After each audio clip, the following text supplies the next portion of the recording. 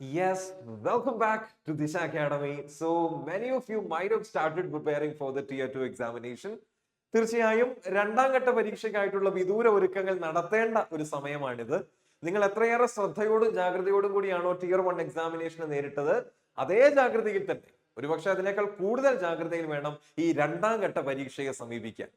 കാരണം Tier 1 ഈ rules and concept വളരെ ഡയറക്റ്റ് ആയിട്ടാണ് ചോദിച്ചതെങ്കിൽ, ഫോർ എക്സാമ്പിൾ നിങ്ങൾക്ക് ആ ഒരു പെർട്ടിക്കുലർ റൂള് അറിയാമോ, കേവലം അറിയാമോ എന്ന് മാത്രമാണ് അവിടെ ടെസ്റ്റ് ചെയ്യപ്പെട്ടതെങ്കിൽ, രണ്ടാം ഘട്ട പരീക്ഷയിലേക്ക് വരുമ്പോൾ നിങ്ങൾക്ക് ഈ പറഞ്ഞ നിയമങ്ങളും കോൺസെപ്റ്റുകളും എത്രത്തോളം അറിയാമെന്നുള്ളതാണ് വിലയിരുത്തപ്പെടുന്നത്. That makes A difference. ഈ പറഞ്ഞ വൊക്കാബുലറി ആയാലും ഗ്രാമറും ആയാലും ഇതിന്റെ ആപ്ലിക്കേഷനുമായിട്ട് ബന്ധപ്പെട്ട ചോദ്യങ്ങളാണ് ഭൂരിഭാഗവും വരുന്നത്. ഇപ്പൊ എഡ്യൂക്കേറ്റീവ് പാറ്റേൺ ഒക്കെ വന്നപ്പോൾ cloze test, fill in the blanks, അല്ലെ റീഡിംഗ് കോംപ്രഹെൻഷൻ, പാരാജമ്പിൾസ്, ഇതുപോലുള്ള ചോദ്യങ്ങൾക്ക് കുറച്ച് മുൻതൂക്കം വന്നതായിട്ട് ഒബ്സർവ് ചെയ്തിട്ടുണ്ട്. അപ്പം ഈ പറഞ്ഞ ചോദ്യങ്ങളൊക്കെ ചെയ്യണമെങ്കിൽ നമുക്ക് കൃത്യമായിട്ടുള്ള അറിവ് അത് ഗ്രാമറിലും വേണം, വൊക്കാബുലറിയിലും വേണം. പറയാറുണ്ട് പലപ്പോഴും രണ്ട് ചിറകുകൾ പോലെയാണ് ഈ ഗ്രാമറും വൊക്കാബുലറിയും. രണ്ടിലും നമുക്ക് കൃത്യമായ അറിവ് വേണം, എങ്കിൽ മാത്രമേ കൃത്യമായ രീതിയിൽ നമുക്ക് പറക്കാൻ കഴിയുകയുള്ളൂ. ഇനി ഇതിനെ രണ്ടിനെയും സംയോജിപ്പിക്കത്തക്ക രീതിയിൽ ഒരു പരന്ന വായനയുടെ പിൻബലവും കൂടി ഉണ്ടെങ്കിൽ we are all set. Okay, so നമ്മൾ ഇന്ന് Tier 2 എക്സാമിനേഷനിൽ ചോദിക്കത്തക്ക രീതിയിലുള്ള ചില ചോദ്യങ്ങളാണ് ചെയ്യാൻ വേണ്ടി പോകുന്നത്. So if everyone is ready, we can proceed to the first question. ഇപ്പൊ ഞാൻ വീണ്ടും റിമൈൻഡിങ് യു വൺസ് അഗൈൻ, ഇത് ഇറ്റ്സ് നോട്ട് ഫോർ ബിഗിനേഴ്സ്. നമ്മൾ കുറച്ച് അഡ്വാൻസ്ഡ് ആയിട്ടായിരിക്കും സംസാരിക്കുക. സോ ഒന്നാമത്തെ ചോദ്യത്തിലേക്ക് പോവാം. On to the screen. So ഒന്നാമത്തത് ഒരു ഫിൽ ഇൻ ദ ബ്ലാങ്ക് ചോദ്യമാണ്. ബ്ലാങ്ക് സ്പേസ് നിങ്ങൾക്ക് കാണാം and we are given 4 options. ഇതില് ഏറ്റവും സ്യൂട്ടബിൾ ആയിട്ടുള്ളത് അവിടെ പ്ലേസ് ചെയ്യണം. അത് കണ്ടെത്താൻ വേണ്ടിയിട്ട് we should understand the context of the sentence. ഒരുമിച്ച് വായിക്കാം. We should dash away all prejudices. prejudices എന്ന് പറഞ്ഞാൽ എന്താണ്? മുൻവിധികൾ. നമ്മൾ ഒരാളെ കാണുന്ന, അല്ല ഒരു സാധനത്തെ കാണുന്നതിനോ പരിചയപ്പെടുന്നതിനോ മുന്നേ നമ്മൾ വരുത്തി വെക്കുന്ന ചില ധാരണകളെയാണ് മുൻവിധികൾ എന്ന് പറയുന്നത്. prejudices, മുൻവിധികൾ, അല്ല ബയസ് എന്ന് പറയും കേട്ടോ, ബയസ്. ഓക്കെ, എന്തിന്? To live in harmony. Harmony എന്ന വാക്കിന്റെ അർത്ഥം ഒരുമ, ഒരുമ, യൂണിറ്റി. അല്ല മറ്റൊരു വാക്ക് പറയുകയാണെങ്കിൽ കോൺസൊണൻസ്, കോൺസൊണൻസ്. അതിന്റെ ഓപ്പോസിറ്റ് വേർഡാണ് എന്ത്? ഡിസൊണൻസ്. ഒരു പക്ഷെ നിങ്ങൾ കേട്ടിട്ടുണ്ടാവും ഡിസൊണൻസ്. അത് ഓപ്പോസിറ്റ് വേർഡാണ് കേട്ടോ, എക്സ്ട്രാ പറഞ്ഞു എന്ന് മാത്രം. യെസ്. അപ്പോ എന്താ പറയുന്നത് വെച്ചാൽ, ഒരുമയിൽ ജീവിക്കാൻ വേണ്ടി നമ്മൾ എന്ത് ചെയ്യണം? ഈ പറഞ്ഞ മുൻവിധികൾ തീർത്തും ഒഴിവാക്കണം. മുൻവിധി ഉണ്ടെങ്കിൽ ഒരുമയിൽ ജീവിക്കാൻ പറ്റുമോ? ഇല്ല. അപ്പം ഒഴിവാക്കണം എന്ന അർത്ഥത്തിൽ ഇവിടെ ഒരേപോലെ വായിക്കപ്പെടുന്ന, നമ്മൾ അതിനെയാണ് ഹോമോഫോൺസ് എന്ന് പറയാം, ഒരേപോലെ വായിക്കപ്പെടുന്ന ഈ 4 വാക്കുകളിൽ ഏത് തിരഞ്ഞെടുക്കും? കോസ്റ്റ് ആണോ, കാസ്റ്റ് ആണോ, കോസ്റ്റ് ആണോ, കാസ്റ്റ് ആണോ? Which one? ഇവിടെ ഓപ്ഷൻ ഡി ആണ് ബെറ്റർ വൺ. കാരണം നമ്മൾ ഒഴിവാക്കുക എന്ന അർത്ഥത്തിൽ കാസ്റ്റ് അവേ എന്നാണ് പറയാ കേട്ടോ, കാസ്റ്റ് അവേ. അപ്പൊ കാസ്റ്റ് അവേ എന്ന ഫ്രേസൽ വെർബിന്റെ അർത്ഥം എന്ന് പറഞ്ഞാൽ ഒഴിവാക്കുക എന്നാണ്. ഒഴിവാക്കുക, ടു റിമൂവ് എന്നാണ് കേട്ടോ, ടു റിമൂവ്. മറ്റു വാക്കുകളും കൂടി ഉണ്ട്. To discard, to eliminate, to eradicate, അതുപോലെ to get rid of, throw off എന്നൊക്കെ പറയും. Okay, to discard, to get rid of, to throw off, to remove എന്നൊക്കെയാണ് ഇതിന്റെ അർത്ഥം വരിക. അപ്പൊ ഇതില് കോസ്റ്റ് നമുക്കറിയാം. നമ്മൾ കോസ്റ്റൽ ഏരിയാസ് എന്നൊക്കെ ഒരുപക്ഷെ കേട്ടിട്ടുണ്ടാവും അല്ലെ. സീഷോർ ആണ്, കടൽ തീരം. ഇതുമായിട്ടൊരു ബന്ധമില്ല. കാസ്റ്റ് ജാതി, സോഷ്യൽ ക്ലാസ് ആണ് അല്ലെ, സോഷ്യൽ ക്ലാസ് ആണ്. കോസ്റ്റ് എന്ന് പറഞ്ഞത് പ്രൈസുമായിട്ട് ബന്ധപ്പെട്ട ഒരു ടേം ആണ്. അതിവിടെ വാലിഡേ അല്ല. അപ്പം കാസ്റ്റ് അവേ എന്നുള്ളതാണ് ഒഴിവാക്കുക. prejudices ഒഴിവാക്കിയാലേ ഒരുമയിൽ ജീവിക്കാൻ പറ്റുകയുള്ളൂ. ഓക്കെ, അപ്പം ഈ സിനോണിംസ് ഒന്ന് മനസ്സിൽ വെച്ചിട്ട് രണ്ടാമത്തെ ചോദ്യത്തിലേക്ക് പോവാം. അവിടെ നമ്മളെ കാത്തിരിക്കുന്ന ഒരു ഫിൽ ഇൻ ദ ബ്ലാങ്ക് ചോദ്യമാണ്. The trainer tried to dash the learner's understanding of the subject. എങ്ങനെ? By asking several new questions. അപ്പം പുതിയ ചില ചോദ്യങ്ങൾ ഇങ്ങനെ അടുപ്പിച്ചടുപ്പിച്ച് ചോദിച്ചുകൊണ്ട് ട്രെയിനർ എന്താ ചെയ്യുന്നത്? ട്രെയിനർ ശ്രമിക്കുകയാണ്. എന്തിനാ ശ്രമിക്കുന്നത്? ഈ ലേണേഴ്സ് ഈ സബ്ജക്ട് എത്രത്തോളം മനസ്സിലാക്കി, എത്രത്തോളം അവർക്ക് ഇതിനകത്ത് അറിവുണ്ട് എന്നത് ട്രെയിനർ അറിയാൻ വേണ്ടി അല്ലെങ്കിൽ അളക്കാൻ വേണ്ടി ശ്രമിക്കുകയാണ്. അപ്പം അളക്കുക എന്ന അർത്ഥത്തിൽ ഇവിടെ ഏത് വാക്ക പ്രയോഗിക്കുക? ഓപ്ഷൻ എ ആണ് കേട്ടോ. നമ്മളിതിനെ ഗൗജ് എന്നോ ഘോഷ് എന്നല്ല വായിക്കുന്നത്. It is pronounced as gauge. Gauge എന്ന വാക്കിന്റെ അർത്ഥം അളക്കുക, അളക്കുക എന്നാണ് കേട്ടോ. Measure, estimate, assess, evaluate, evaluate, ഇതൊക്കെ സമാന അർത്ഥമുള്ള പദങ്ങളാണ് കേട്ടോ. കണക്കാക്കുക എന്നൊക്കെയാണ്. അപ്പൊ ട്രെയിനർ എന്താണ് ഈ സബ്ജക്റ്റിൽ ലേണേഴ്സിന് എത്രത്തോളം അണ്ടർസ്റ്റാൻഡിങ് ഉണ്ടെന്ന് എന്നത് അളക്കാൻ ശ്രമിച്ചു എന്നാണ്. അപ്പം ഗേജ് എന്ന വാക്കാണ് ഇവിടെ ഉപയോഗിക്കേണ്ടത് കേട്ടോ. ഗേജ്. അപ്പൊ ഇതൊക്കെ ഈ പറഞ്ഞ വാക്കിന്റെ മിസ്പെല്ലിങ്സ് ആണ്. അല്ലാതെ ഈ BCD എന്ന് പറയുന്ന സ്റ്റാൻഡേർഡ് വേർഡ്സ് ഒന്നും അല്ല, ഇതിന്റെ മിസ്പെല്ലിങ്സ് ആണെന്ന് മനസ്സിലാക്കുക. Okay, gauge, gauge. യെസ്. അടുത്തത് ഇതുപോലുള്ള ചോദ്യങ്ങൾ നിരവധി തവണ Tier 2 ചോദിച്ചിട്ടുണ്ട്. പ്രത്യേകിച്ച് എഡ്യൂക്കേറ്റീവ് പാറ്റേൺ ഒക്കെ വന്നപ്പം കൂടുതലായിട്ടും ചോദിക്കപ്പെട്ടിട്ടുണ്ടെന്ന് മനസ്സിലാക്കുക. ഇതിനെ നമ്മൾ വിളിക്കും പാരാ ജംബിൾസ് എന്ന് വിളിക്കും. ഇതിന്റെ പ്രത്യേകത, ഒരു പാസേജ് തന്നിട്ടുണ്ടാവും, അത് തരുന്ന രീതി എങ്ങനെയായിരിക്കും? ജംബിൾഡ് ആയിട്ട്, ഷഫിൾഡ് ആയിട്ടായിരിക്കും തന്നിട്ടുണ്ടാവുക. നമ്മൾ എന്ത് ചെയ്യണം? മീനിങ് ഫുൾ ആയിട്ടുള്ള രീതിയിൽ അതിനെ കറക്റ്റ് ഓർഡറിലാക്കണം. അതാണ് നമ്മുടെ ടാസ്ക്. ഓക്കെ, ഇവിടുത്തെ അഡ്വാൻറ്റേജ് എന്ന് പറഞ്ഞാൽ both the beginning and ending are given. നമ്മൾ എന്ത് ചെയ്താൽ മതി? We need to organise, we need to arrange the middle part only. നമ്മൾ ആ മിഡിൽ പോർഷൻ മാത്രം അറേഞ്ച് ചെയ്താൽ മതി. തുടക്കവും ഒടുക്കവും കൊടുത്തിട്ടുണ്ട്. തുടക്കം ഇതാണ്, 1 കൊടുത്തിരിക്കുന്നു. അവസാനിക്കുന്നത് 6-ലാണ്. 6-മത് വരുന്നത് ഇതാണ് അവസാനത്തെ സെന്റൻസ്. അതുകൊണ്ടാണ് ഞാനത് കൃത്യമായിട്ട് നീല ഫോണ്ടിൽ കൊടുത്തിരിക്കുന്നത്, നീല കളറിൽ. Okay, yes. അപ്പൊ ഇത് വായിക്കുമ്പോൾ തന്നെ ഇതിനകത്ത് ഒരു ഓപ്ഷൻ നമുക്ക് കട്ട് ചെയ്യാൻ പറ്റും. നമ്മൾ അങ്ങനെയാണ്, ഏതൊക്കെ ഓപ്ഷൻ കട്ട് ചെയ്യാൻ പറ്റും എന്ന് ആദ്യം നോക്കുക. ഇതിൽ ഓരോ ഓപ്ഷൻ വായിക്കുമ്പോൾ തന്നെ കട്ട് ചെയ്യാൻ പറ്റും. ഓക്കെ, നിങ്ങൾ കണ്ടുപിടിച്ചോ? അല്ലെങ്കിൽ നമുക്ക് ഒരുമിച്ച് കണ്ടുപിടിക്കാം. ഇവിടെ നോക്കി, ഇതാണല്ലോ അവസാനത്തത്. എങ്ങനെ നിങ്ങൾ ഇത് ഓർഡർ ചെയ്താലും അവസാനം ഇത് വരണല്ലോ.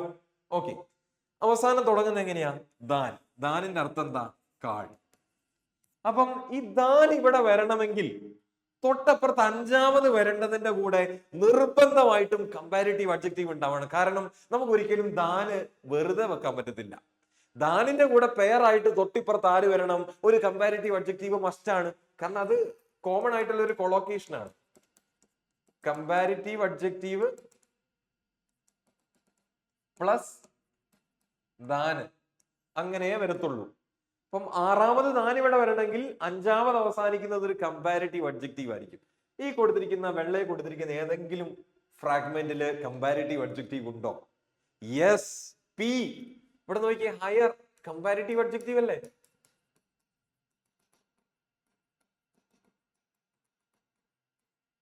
കമ്പാരിറ്റീവ് അഡ്ജക്റ്റീവ് അല്ലേ? യെസ്.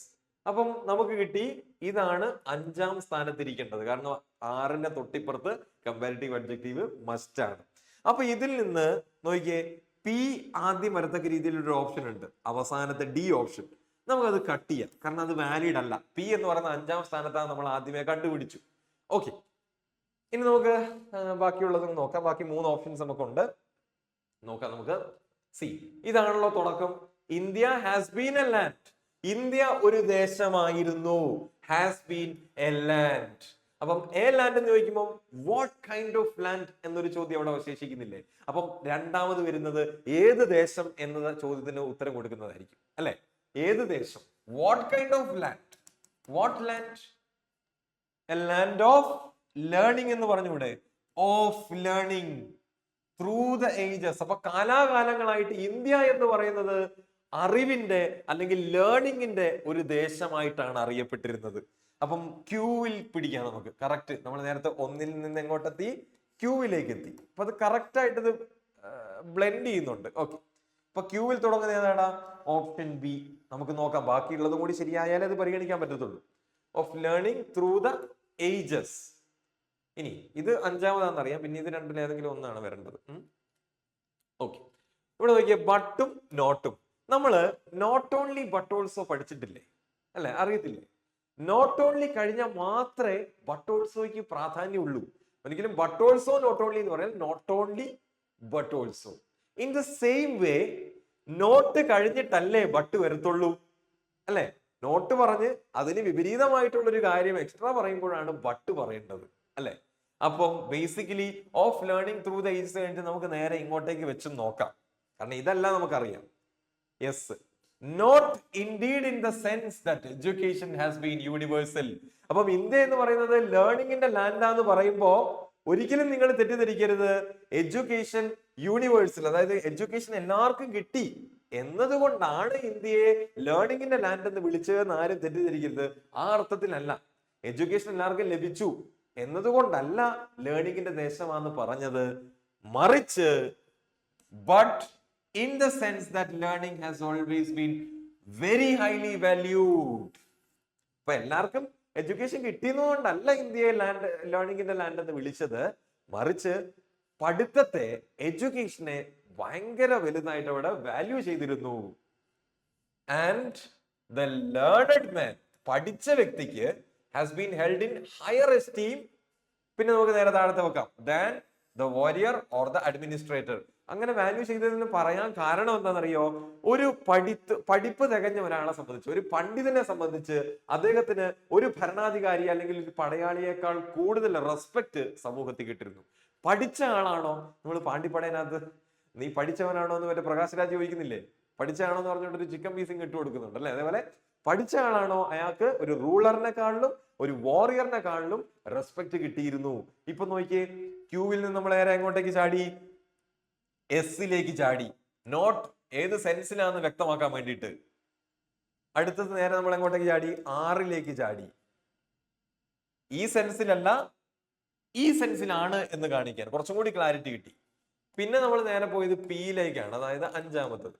നമ്മൾ നേരെ ആറാമത്തതിലേക്ക് വെച്ചു. കണ്ടോ? അപ്പം QSRP എന്നതാണ് ഇതിന്റെ കറക്റ്റ് ഓർഡർ എന്ന് പറയുന്നത്. നമ്മുടെ ശരിയായിട്ടുള്ള ഉത്തരം ഓപ്ഷൻ ബി ആണ്. കണ്ടോ, ഞാൻ എങ്ങനെയൊക്കെ അത് കണ്ടുപിടിച്ചെന്ന് നോക്കിയോ? അപ്പൊ ഇവിടെ ഇത് എളുപ്പമാണ്, കാരണം ഇൻട്രോഡക്ടറി ക്ലോസ് നമുക്ക് കിട്ടിയിട്ടുണ്ട്. സാധാരണ ഇത്തരം ചോദ്യങ്ങൾ നമ്മൾ ആദ്യം കണ്ടെത്തുക എന്താണെന്ന് വെച്ചാൽ ഇൻട്രോഡക്ടറി ക്ലോസ് ആണ്. We have to find it first. പിന്നെ ഇവിടെ നമുക്ക് മിഡിൽ പോർഷൻ മാത്രം അറേഞ്ച് ചെയ്താൽ മതിയായിരുന്നു, അതുകൊണ്ട് കാര്യങ്ങൾ കുറച്ചും കൂടി എളുപ്പമായി. ഇത് ഓരോന്നും കണ്ടെത്തുക, ഇതിനെ കണക്ട് ചെയ്യുന്ന വാക്കുകൾ ഉണ്ടോ നോക്കുക. You always look for connectors. Okay, അത് ഒരുപക്ഷെ മീനിങ് വൈസ് കണക്ട് ചെയ്യുന്നതാകാം. ഇപ്പൊ നമ്മൾ ആദ്യം കണ്ടുപിടിച്ചത് ഗ്രമാറ്റിക്കൽ കേസ് ആയിരുന്നു അല്ലെ? ദാല് വന്നാൽ അപ്പുറത്ത് കമ്പാരിറ്റീവ്, അങ്ങനെ നമ്മൾ കണ്ടുപിടിച്ച്. ചിലപ്പോൾ ഗ്രമാറ്റിക്കലി കണക്ട് ചെയ്യുന്നതാകാം. അത് കണ്ടുപിടിക്കാൻ നമുക്ക് എന്ത് വേണം? കൃത്യമായ വായനയും സെന്റൻസുമായിട്ടുള്ള പരിചയവും വേണം. അപ്പൊ നിങ്ങൾ വായന കുറച്ചുകൂടി മെച്ചപ്പെടുത്തുക, Tier 2 വേണ്ടി പ്രിപ്പയർ ചെയ്യുന്ന ആൾക്കാർ, ഇംഗ്ലീഷിനെ സംബന്ധിച്ച്. Okay, yes. അടുത്തത് ഇവിടെ എന്താ നമ്മളോട് ചോദിച്ചത്? സ്പോട്ട് ദ എറർ ആണ് കേട്ടോ. എറർ സ്പോട്ടിംഗ് ചോദ്യമാണ്. ഒരു ചോദ്യം, ഒരു ക്വസ്റ്റ്യൻ തന്നിട്ടുണ്ട്, അതിൽ എറർ കണ്ടുപിടിക്കാനാണ് നമ്മളോട് ആവശ്യപ്പെട്ടിരിക്കുന്നത്. Okay, yes. It takes me an hour to walk at the moment. Okay, ഞാൻ ഈ സെന്റൻസിനെ ഇവിടെ നിന്ന് ഇങ്ങനെ കട്ട് ചെയ്യാം. ഇപ്പൊ ഇത് രണ്ട് ഭാഗങ്ങളായില്ലേ? അപ്പൊ അതിൽ ഫസ്റ്റ് കാര്യം എന്താ പറയുന്നത്? It takes me an hour to get to work at the moment. At the moment എന്ന് പറയുമ്പോൾ തന്നെ മനസ്സിലായി, ഇത് ഇപ്പോഴുള്ള സിറ്റുവേഷനെ സൂചിപ്പിക്കുന്നതാണ്. Present situation. പ്രസന്റ് സിറ്റുവേഷൻ എന്താ? എനിക്ക് 1 മണിക്കൂർ എടുക്കുന്നുണ്ട് എങ്ങോട്ടേക്ക് എത്താൻ? പണി സ്ഥലത്തേക്ക്, ജോലി സ്ഥലത്തേക്ക് എത്താൻ എനിക്ക് 1 മണിക്കൂർ എത്തുന്നുണ്ട് ഈ ഒരു അറ്റ് ദ മൊമെന്റ്, ഈ സമയത്ത്. ഓക്കെ, ഇനി അടുത്ത കാര്യം നോക്കിയേ. But when the new road is finished it be much quicker. Okay, അടുത്ത കാര്യം ബേസിക്കലി ഫ്യൂച്ചർ സിറ്റുവേഷൻ അല്ലെ? നടക്കാനിരിക്കുന്ന ഒരു കാര്യമാണ്. ഇപ്പൊ എനിക്ക് 1 മണിക്കൂർ എടുക്കുന്നുണ്ട്, പക്ഷേ പുതിയ when the new road is finished, പുതിയ റോഡ് പൂർത്തിയാകുമ്പോഴേക്കും ഇത് കുറച്ചും കൂടി വേഗത്തിലാകും എന്നാണ് പറയുന്നത്. വേഗത്തിലാകും. ഇപ്പൊ 1 മണിക്കൂർ എടുക്കുന്നുണ്ട്, ഒരുപക്ഷെ പുതിയ റോഡ് വരികയാണെങ്കിലേ അത് ചിലപ്പോൾ അരമണിക്കൂറോ ചിലപ്പോൾ 15 മിനിറ്റ് ഒക്കെ ആയിട്ട് കുറഞ്ഞേക്കാം. ഇപ്പം വേഗത്തിലാകും എന്ന് കാണിക്കാൻ ഇവിടെ കൊടുത്തിരിക്കുന്നത് ഇറ്റ് ബി മച്ച് ക്വിക്കർ എന്നാണ്. അങ്ങനെ പറയില്ല. അപ്പം ഓപ്ഷൻ സി അവിടെയാണ് എറർ ഒളിഞ്ഞു കിടക്കുന്നത്. നമ്മൾ അതെങ്ങനെ എഴുതണം അറിയോ? ഇറ്റ് വിൽ ബി, ആയിരിക്കും. It will be much quicker എന്ന് പറയണം. It will be much quicker. Okay, ആയിരിക്കും എപ്പോ? റോഡ് പണി കഴിയുമ്പോ. കണ്ടോ, it will be much quicker. അത് ഭയങ്കര രസമായിരിക്കും. It will be interesting. ഇനി അത് ഭയങ്കര ഡിഫിക്കൽട്ട് ആയിരിക്കും. It will be difficult. അതുപോലെ തന്നെ ഇറ്റ് വിൽ ബി മച്ച് ക്യൂക്കർ. അപ്പൊ പലരുടെയും ഒരു സംശയമാണ് ഈ മച്ച് എന്ന് പറഞ്ഞ വാക്ക് കമ്പാരിറ്റീവിന്റെ കൂടെ ഉപയോഗിക്കാവോ എന്നത്. തീർച്ചയായിട്ടും ഉപയോഗിക്കാം കേട്ടോ. ഈ മച്ച് പ്ലസ് കമ്പാരിറ്റീവ് കോമൺ ആയിട്ട് നമ്മൾ ഉപയോഗിക്കുന്ന ഒരു കൊളോക്കേഷൻ ആണ്. It is grammatically correct. It's fine to use both much and comparative form together. Okay, no issues. Yes, okay. അടുത്തത് ഇപ്പൊ ഓപ്ഷൻ സിയിലാണ് അവിടെ തെറ്റൊളിഞ്ഞു കിടക്കുന്നത്. ഇവിടെ എന്താ പറയുന്ന ഒരു സെന്റൻസ് നമുക്ക് തന്നിട്ടുണ്ട്. ഇതാണ് സെന്റൻസ്.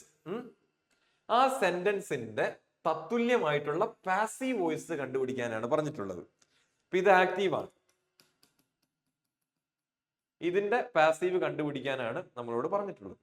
അപ്പൊ എന്താ ആക്റ്റീവും പാസീവും എന്നൊക്കെ പറഞ്ഞാൽ ഒന്നുമില്ല കേട്ടോ, സിമ്പിൾ ആണ്. നമ്മളൊരു കാര്യം നേരായിട്ട് സ്ട്രെയിറ്റ് ഫോർവേഡ് ആയിട്ട് പറയുന്നതിന് എന്ത് പറയും? ആക്റ്റീവ് എന്ന് പറയും. പ്രത്യേകിച്ച് വളച്ചുകെട്ടും കാര്യങ്ങളൊന്നുമില്ല, പറയാനുള്ള കാര്യം ഡയറക്റ്റ് അങ്ങോട്ട് പറയാം, അതാണ് ആക്റ്റീവ്. ഈ സെയിം കാര്യത്തെ അർത്ഥവ്യത്യാസമൊന്നും ഇല്ലാതെ തലതിരിച്ച് പറയുന്നത്, ഉൾട്ടയടിച്ച് പറയുന്നതിനെയാണ് എന്ത് പറയാ? പാസീവ് എന്ന് പറയുന്നത്. നമ്മൾ ഈ വളഞ്ഞു മൂക്ക് പിടിക്കുക എന്നൊക്കെ പറയില്ലേ, അത് തന്നെയാണ് കേട്ടോ പാസീവ് എന്ന് പറയുന്നത്. ഓക്കെ, വളഞ്ഞു പറയുക, തലതിരിച്ച് പറയുക, അർത്ഥം മാറുന്നില്ല, സെയിം കാര്യം. അപ്പൊ ഇത് നോക്കിയേ, did you here that noise? നീ ആ ശബ്ദം കേട്ടിരുന്നോ എന്ന് ചോദിക്കുന്നത് ഡയറക്റ്റ്. ഇനി ഇത് പാസീവില് മലയാളത്തിലൊന്ന് ചിന്തിച്ചു നോക്കാം. ആ ശബ്ദം നീയാൽ കേൾക്കപ്പെട്ടിരുന്നോ എന്ന് ചോദിക്കുന്നതാണ് അതിന്റെ പാസീവ്. അതാണ് നമ്മൾ കണ്ടെത്തേണ്ടത്. അതിന് ആദ്യം എന്ത് ചെയ്യണമെന്നോ? ടെൻസ് കണ്ടെത്തണം. ടെൻസ് കണ്ടെത്താൻ ഒരു എളുപ്പ വഴിയുണ്ട്. ഇവിടെ നോക്കിയേ, ഡിഡ്. ഇവിടെ ആര് വന്നിട്ടുണ്ട്?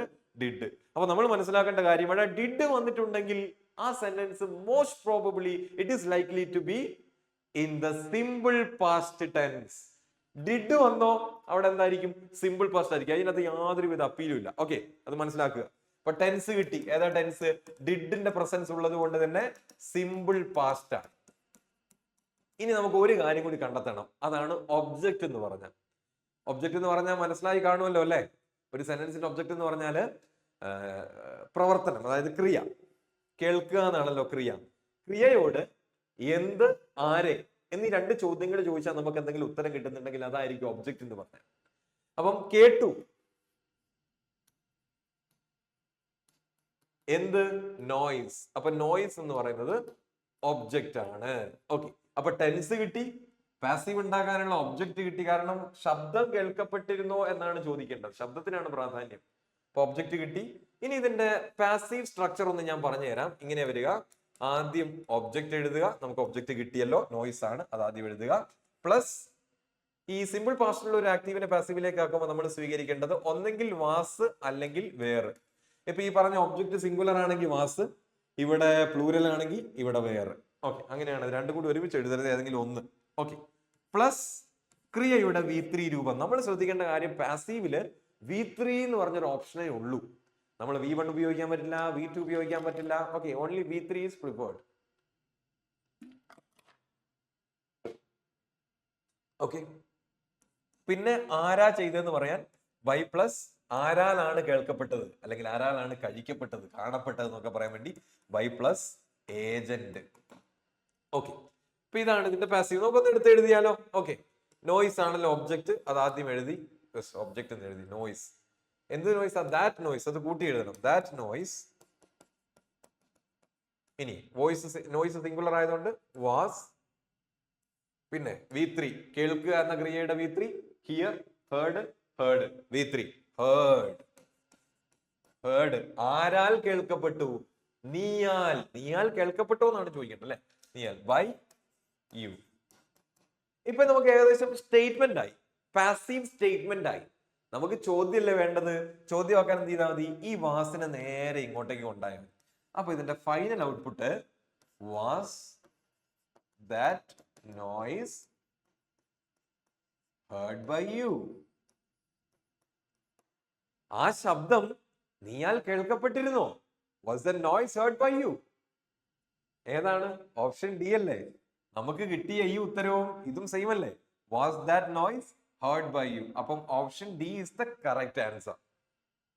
ഇവിടെ ഒന്നും വരില്ല, വാസ് ഉണ്ടോ? ഇവിടെ വാസന്റ് എന്നാ കൊടുത്തിട്ടില്ലേ? നമ്മൾ നെഗറ്റീവ് ഡിഡിന്റ് യു ഇവിടെ ഇല്ലായിരുന്നല്ലോ, അപ്പൊ ഇവിടെ നോട്ടിന്റെ ആവശ്യമില്ല. ഇവിടെ ഹാസ് ഒക്കെ ഹാസ് ബീൻ വരണമെങ്കിൽ പ്രസന്റ് പെർഫെക്റ്റ് ആകണമായിരുന്നു, അപ്പൊ അതും വരത്തില്ല. Is that noise heard by you. ഇത് ഈസ് ഒക്കെ വരണമെങ്കിൽ ഈസ് പ്ലസ് V3 ആണ് വരേണ്ടതെങ്കിൽ ഇവിടെ സിമ്പിൾ പ്രസന്റ് വരണമായിരുന്നു. അതല്ല, സിമ്പിൾ പാസ്റ്റ് ആണ്. അപ്പൊ പിന്നെ ഏതേ ഉള്ളൂ, option D is the correct answer. Okay, yes. അപ്പൊ അങ്ങനെയാണ് പാസീവിലേക്ക് ആക്കുക. ഓരോ ടെൻസിനും അതിൻ്റെതായിട്ടുള്ള പാസീവ് സ്ട്രക്ചർ ഉണ്ട്, കൃത്യമായിട്ട് പഠിക്കുക കേട്ടോ.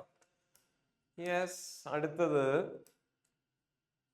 ഒരു സെന്റൻസിന്റെ 4 ഭാഗങ്ങൾ കൊടുത്തിട്ടുണ്ട്. ഫ്രാഗ്മെന്റ്സ് ആണ്, സെന്റൻസ് ഫ്രാഗ്മെന്റ്സ് ആണ് കൊടുത്തിട്ടുള്ളത്. നമ്മൾ എന്താ ചെയ്യേണ്ടതെന്ന് വെച്ചാൽ ഈ 4 എണ്ണവും കൂട്ടിയിട്ട് ലോജിക്കൽ സീക്വൻസ് ഫോളോ ചെയ്യത്തക്ക രീതിയിൽ ഒരു മീനിങ് ഫുൾ സെന്റൻസ് ഉണ്ടാക്കിയെടുക്കണം. 4 ഭാഗങ്ങളാണ് അവിടെ കൊടുത്തിട്ടുള്ളത്. ചേർത്ത് വെക്കുക. എങ്ങനെയൊക്കെ ചേർത്ത് വെക്കണം? നമുക്ക് ആദ്യം തുടക്കം കണ്ടെത്തണം അല്ലെ? സെന്റൻസിന്റെ തുടക്കം കണ്ടെത്തണം. തുടക്കം നോക്കുകയാണെങ്കിൽ ഒരിക്കലും ഒരു സെന്റൻസ് ആൻഡിൽ ബിഗിൻ ചെയ്യില്ല. നിങ്ങൾ അങ്ങനെ കണ്ടിട്ടുണ്ടോ? ഇല്ല. ആൻഡ് എന്ന് പറഞ്ഞാൽ എന്തിനാ ഉപയോഗിക്കുന്നത്? എ ബി, ഇങ്ങനെ 2 സാധനങ്ങളെ കണക്ട് ചെയ്യാനാണ് നമ്മൾ ആൻഡ് ഉപയോഗിക്കുന്നത്. അപ്പൊ അവിടെ ആൻഡ് തുടങ്ങണമെങ്കിൽ തൊട്ട് മുമ്പേ എന്തെങ്കിലും ഒരു സാധനം ഉണ്ടാവണ്ടേ? അല്ലാണ്ട് അവസാനത്തെ സാധനം മാത്രം കൂട്ടി യോജിപ്പിക്കാനല്ലല്ലോ ആൻഡ് ഉപയോഗിക്കുക.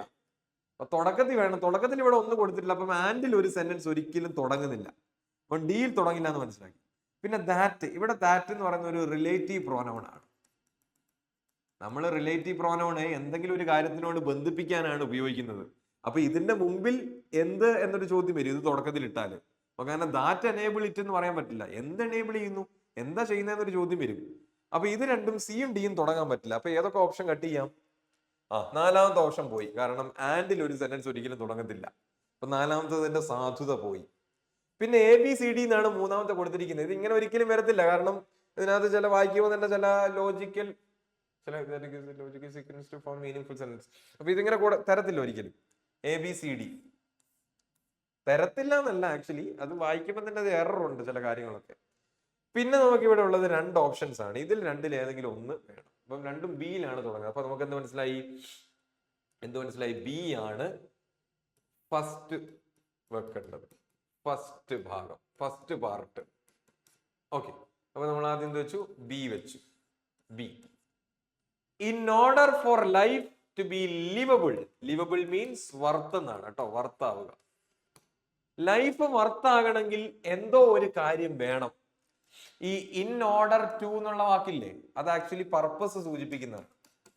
അപ്പൊ ഇവിടെ എന്താ പർപ്പസ്? ജീവിതം ലിവബിൾ ആകണമെങ്കിൽ, ജീവിതം വർത്താകണമെങ്കിൽ എന്തോ കാര്യങ്ങൾ ആവശ്യമാണ്. അടുത്തത് ആവശ്യത്തെ കുറിക്കുന്ന ഏതെങ്കിലും വാക്കുണ്ടോ നോക്കാം. നോക്കി, ഇവിടെ റിക്വയർ എന്ന് പറഞ്ഞ വർബതാ കിടക്കുന്നു. റിക്വയർ എന്താവശ്യമാണ്? ഇറ്റ്. ഇറ്റ് എന്ന് പറഞ്ഞാൽ ലിവബിൾ ആയിട്ടുള്ള ഒരു ജീവിതം. അതിന് കണ്ടോ, ഈ അതിന് എന്നുള്ളത് കിട്ടി.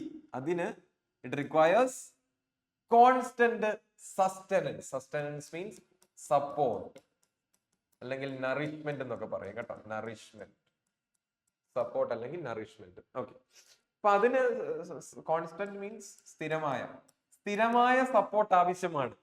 അപ്പം എ ആണ് ഇവിടെ കറക്റ്റ് ആയിട്ട് ചേരുന്നത്. അപ്പൊ എന്ത് വരും? ബി എ ഏതാ വരുന്നത്? ഇതാ കിടക്കുന്നതാ, BADC. അപ്പം ഇത് BA ഉണ്ട്, എയിലേക്ക് എത്തി. ബാക്കിയുള്ള കാര്യങ്ങൾ നമുക്ക് ചെക്ക് ചെയ്യാം. Because constant sustenance and favourable circumstances. അപ്പൊ സ്ഥിരമായിട്ടുള്ള സപ്പോർട്ട് മാത്രമല്ല വേണ്ടത്, മറിച്ച് എന്തും കൂടി വേണം? അനുകൂലമായിട്ടുള്ള പരിസ്ഥിതി, ചുറ്റുപാടുകൾ കൂടി വേണം എന്നാണ് പറയുന്നത്. അപ്പൊ 2 കാര്യങ്ങളാണ് കേട്ടോ ലിവബിൾ ആയിട്ടുള്ള ലൈഫിന് വേണ്ടത്. ഒന്ന് കോൺസ്റ്റന്റ് സസ്റ്റനൻസ്, അതുപോലെ തന്നെ എന്തും കൂടി വേണം? ഫേവറബിൾ ആയിട്ടുള്ള ചുറ്റുപാടുകൾ കൂടി വേണമെന്ന് പറയാണ്. ഇനി that enable it to grow and develop. അതിനെ വളരാനും അതിനെ ഡെവലപ്പ് ചെയ്യാനും സഹായിക്കത്തക്ക രീതിയിലുള്ള ചുറ്റുപാടുകളും സപ്പോർട്ടും വേണമെന്നാ പറയുന്നത്. അപ്പൊ ബേസിക്കലി ഈ ദാറ്റ് എനേബിൾ എന്ന് പറയുന്ന ഈ റിലേറ്റീവ് ക്ലോസ് ഫേവറബിൾ സർക്കംസ്റ്റാൻസസിനെയും സസ്റ്റനൻസിനെയുമാണ് ഡിസ്ക്രൈബ് ചെയ്യുന്നത്. അപ്പൊ നമുക്ക് നേരെ ഡിയിലേക്ക് എത്താം. കണ്ടോ, നേരെ എങ്ങോട്ടേക്ക് വന്നു? എയിലേക്ക് വന്നു. എയിൽ നമ്മൾ നേരെ മറ്റൊരു കാര്യം കൂടി ഉണ്ട് എന്ന് പറയാൻ വേണ്ടി ഡിയിലേക്ക് ചാടി. ഇനി ഇതിനെ 2നെയും വിശേഷിപ്പിക്കുന്നതാണ് സി എന്ന് പറഞ്ഞ അവസാനത്തെ വാക്യം. അപ്പം option A is the correct one കേട്ടോ. 1 അങ്ങനെ വെച്ചാലേ മീനിങ് ആയിട്ട് ഒരു സെന്റൻസ് ഉണ്ടാക്കാൻ പറ്റുള്ളൂ. പർപ്പസ് പറഞ്ഞു, വേണ്ട കാര്യങ്ങൾ പറഞ്ഞു, ആ കാര്യങ്ങളെ ഡിസ്ക്രൈബ് ചെയ്യുന്ന ഫൈനൽ റിലേറ്റീവ് ക്ലോസും വെച്ചതോടുകൂടി അത് മീനിങ് ഫുൾ സെന്റൻസ് ആയി. 1ാമത്തതാണ് ശരി. ഇനി അടുത്തത്, ഇവിടെ നമ്മളോട് എന്താ ആവശ്യപ്പെട്ടതെന്ന് ചോദിച്ചാലേ, ഇവിടെ ഒരു സെന്റൻസ് നിങ്ങൾ കാണുന്നില്ലേ? ഉണ്ട്. അതിന്റെ ഡയറക്റ്റ് സ്പീച്ച് ഫോം ആണ്. അപ്പൊ ഇവിടെ കൊടുത്തിരിക്കുന്നത് ഓൾറെഡി റിപ്പോർട്ട് ചെയ്തിരിക്കുന്ന ഒരു കാര്യമാണ്, റിപ്പോർട്ടഡ് സ്പീച്ചാണ്. ഈ റിപ്പോർട്ടഡ് സ്പീച്ചിനെയാണ് നമ്മൾ ഇൻഡയറക്റ്റ് സ്പീച്ച് എന്ന് വിളിക്കുക കേട്ടോ, ഇൻഡയറക്റ്റ് സ്പീച്ച്. ഓക്കെ, ഇപ്പൊ ഇൻഡയറക്റ്റ് സ്പീച്ചിലാണ് കൊടുത്തിരിക്കുന്നത്. ഇതിന്റെ ഡയറക്റ്റ് സ്പീച്ച് കണ്ടുപിടിക്കാനാണ് നമ്മളോട് പറഞ്ഞിട്ടുള്ളത്. ഓക്കെ, അപ്പൊ ഇവിടെ നോക്കിയത് ഡിസ്ട്രിക്ട് മജിസ്ട്രേറ്റ് ഓർഡേർഡ്, ഇതാണ് reporting verb. Ordered the police to work all night, രാത്രി മുഴുവൻ വർക്ക് ചെയ്തുകൊണ്ട് to put an end to. Put an end to എന്ന് പറഞ്ഞാല് ഇതൊരു ശൈലിയാണ്. പുട്ട് ആൻ എൻഡ് ടു എന്ന് പറഞ്ഞ ഒരു ഫ്രേസ് ആണ്. അതിന്റെ അർത്ഥം ടു സ്റ്റോപ്പ് എന്നാണ്, തടയുക. ടു പ്രിവെന്റ് എന്നൊക്കെയാണ്. To prevent, to stop. Those riots, riots means കലാപങ്ങൾ. നമ്മള് റിവോൾട്ട് എന്നൊക്കെ പറയുമല്ലോ, അത് കലാപങ്ങൾ, റൈറ്റ്സ്. ഇവിടെ ശ്രദ്ധിക്കുക, ദോസ് എന്ന് പറഞ്ഞൊരു വാക്കുണ്ട്, അത് ഭയങ്കര ഇമ്പോർട്ടന്റ് ആണ്. അപ്പം ഇൻഡയറക്ട്ലി ഇങ്ങനെയൊക്കെയാണ് വന്നത്. അപ്പം ഓർഡർ ആണ് റിപ്പോർട്ടിംഗ് വെർബ്. അങ്ങനെ ഓർഡർ വെക്കണമെങ്കിൽ മിക്കവാറും അത് ഒരു ഇമ്പരറ്റീവ് സെന്റൻസ് ആയിരിക്കും. ഇമ്പരറ്റീവ് സെന്റൻസ് എന്ന് പറഞ്ഞാൽ ഒരു കമാൻഡ് ഒക്കെ കൊടുക്കുന്ന ഒരു സെന്റൻസ്. ഓക്കെ, ഇനി ഡയറക്റ്റിൽ നിന്ന് ഇൻഡയറക്റ്റിലേക്ക് പോകുമ്പോൾ എന്തൊക്കെ മാറ്റങ്ങളാണ് ഒരു ഇമ്പരറ്റീവ് സെന്റൻസിന് ഉണ്ടാകുന്നത് നമുക്ക് നോക്കാം. ഡയറക്റ്റിൽ നമ്മൾ നേരെ ഇൻഡയറക്റ്റിലേക്ക് പോകുമ്പോൾ, അപ്പം ഇമ്പരറ്റീവ് സെന്റൻസ് ഇൻഡയറക്റ്റ്ലി 2+V1 ആണ്. പക്ഷെ ഡയറക്റ്റിൽ അതെന്തായിരിക്കും? V1 മാത്രമായിരിക്കും. അതാണ് ഇൻഡയറക്റ്റിലേക്ക് പോകുമ്പോൾ എന്തായി മാറുന്നത്? 2+V1 ആയി മാറുന്നത്. അത് ഒന്നാമത്തെ മാറ്റം. V1 ആയി കിടന്നത് റിപ്പോർട്ട് ചെയ്യുമ്പോൾ 2+V1 ആയി മാറുന്നത്. That's the first change. Okay, ഇനി ഇവിടെ ദോസ് ഇല്ലേ? ഈ ഇൻഡയറക്റ്റ് ദോസ് വരണമെങ്കിൽ അതിന്റെ ഡയറക്റ്റ് എപ്പോഴും ദീസ് ആയിരിക്കും. ഡയറക്റ്റിൽ ദീസ് ആയിരുന്ന സാധനമാണ് ഇൻഡയറക്റ്റ് ആരെങ്കിലും ഒക്കെ റിപ്പോർട്ട് ചെയ്യുമ്പോൾ അത് ദോസ് ആയി മാറുന്നത്. അപ്പൊ നമുക്ക് അവിടെ തന്നെ കീവേഡ് കിട്ടി. ദാ ഇതിന്റെ ഡയറക്റ്റ് എന്ന് പറയുന്നത് ദീസ് ആണ്. അപ്പൊ ഇതിവിടെ ഉണ്ടല്ലോ ദോസ്. അപ്പൊ ദീസ് ഉള്ളത് നോക്കിക്കേ, ദീസ് ഉള്ളത് ഏതാ? To there. ഇവിടെ ദയർ എന്നാണ് കൊടുത്തത്. അത് മീനിങ് തന്നെ മാറിപ്പോയി. അവരുടെ കലാപങ്ങൾ. നമ്മളവിടെ അവരുടെ എവിടെയെങ്കിലും പറഞ്ഞിട്ടുണ്ടോ അവരുടെ? ഇല്ല. നമ്മൾ പുതിയ വാക്കിനൊന്നും കൊണ്ടുവരേണ്ട ആവശ്യമൊന്നുമില്ല. അപ്പം എയുടെ സാധുത പോയി, തെറ്റാണ്. പിന്നെ തെറ്റ് കേട്ടോ, തെറ്റ്.